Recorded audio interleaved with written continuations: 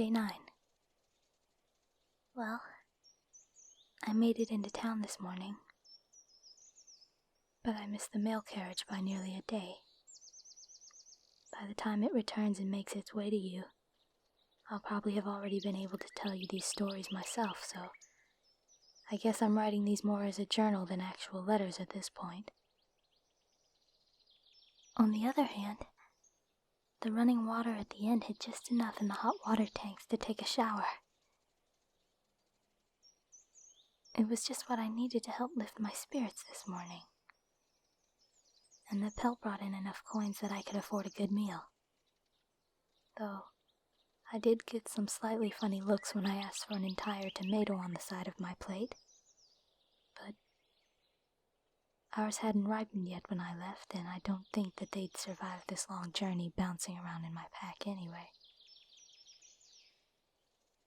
Of course, the looks I got tended to linger as some of the less savory figures in the room noticed my chainmail and the dagger I keep on me.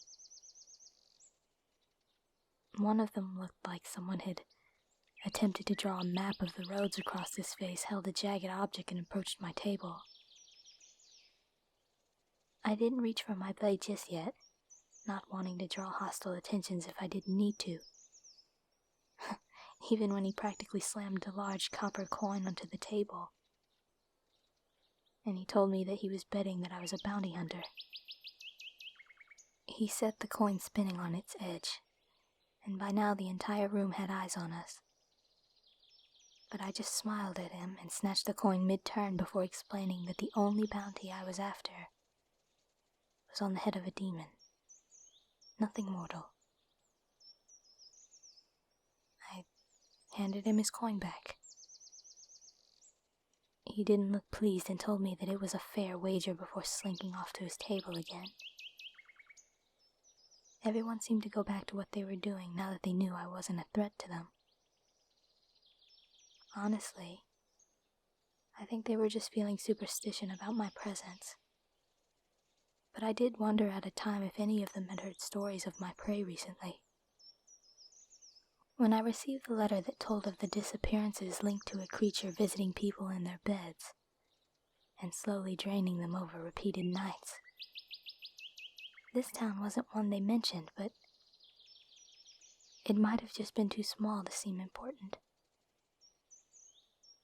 Oh well. If someone decides to say something of their own violation, I'll ask some questions, but this won't be the first demon I've slain. First succubus, maybe, but I face stronger and trickier things from the demon realm, and I've studied extensively. As I'm sure you remember from your repeated attempts to pry those books out of my hands, and to get me to eat something. I suppose it might be time to head out again before I become too homesick. Thinking of you. Being out in the open air will clear my head and I can study my focus. Of course, I don't really stop thinking of you while I'm out here. My strength may lie within me, but knowing who I'm going home to keeps me motivated. I hope you're keeping busy and haven't already burned through our firewood without me there to keep you warm these past nights.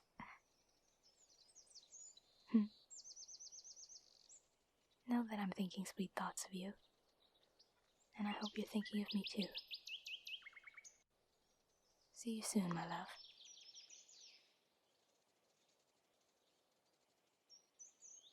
This short was written by ShadowPuppeTear.